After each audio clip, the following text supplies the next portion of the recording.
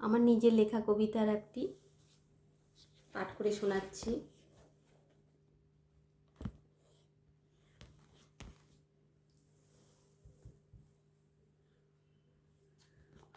আমি সুন্দরী নই, সাদামাটা একজন হই। কারোর গল্পে পায় না স্থান, কেউ মুখোমুখি হলে পরে পথ করে পরিবর্তন। আমি ভোরের কুয়াশার মতো, কেউ বলে আমি স্পষ্ট, কেউ বলে রহস্যময়ী, কিন্তু আমি সুবক্তাও নই, কিন্তু বিনয়ী যথেষ্ট।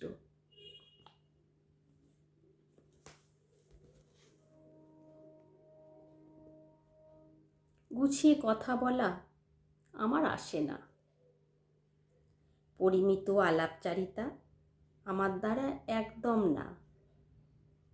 আমি খোলা খাতার মতো, সহজেই পড়া যায়। যদি পাঠকের কৌতূহল থাকে, রহস্যের গন্ধ একদমই পাবে না নাকে। আমি সুগন্ধি ফুল, রোজ রোজ ফুটি, বিষাদে ঝরে গিয়ে হাসিতে করি লুটোপুটি।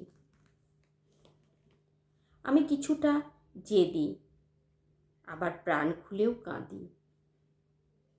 প্রাণ খুলে পারি ভালোবাসতে, কিন্তু মোটেও পারি না অহংকারের সাথে মিশতে।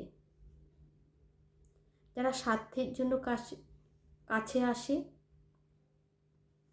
আমি দূরে যাই আস্তে আস্তে। অন্যায়ের সাথে করি না আপোষ, আবার এতটাও হই না নত যে সকলে পৃষ্ঠাবে ভেবে যে পাপোশ। সাপোস কেউ যদি আমাকে আঘাত করে, অনুকম্পা দেখায়, চোখে জল আসে কথায় কথায়, কিন্তু অতটাও ভঙ্গুর নই যে চাপ দিলেই গুঁড়ো হই। আমি এই দুনিয়ায় আদতে একেবারেই অচল। হাঁটতে হাঁটতে পদে পদে খাই টক্কর, কেউ ভেঙে দিয়ে চলে যায়, আমি নিজেকে গড়ি পুনরায়।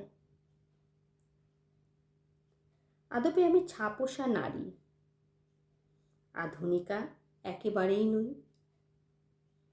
সবাই যখন হতে চায়, আমি তখন পিছই। একটু সেকেলের পুরনোতে বাঁচি, ঠাট্টা করে অনেকে আড়ালেতে দেয় কেশে হাঁচি। আমি হয়তোবা নই রসিক,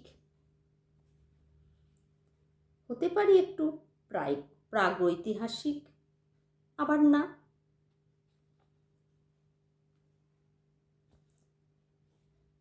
এই আমিটাকেই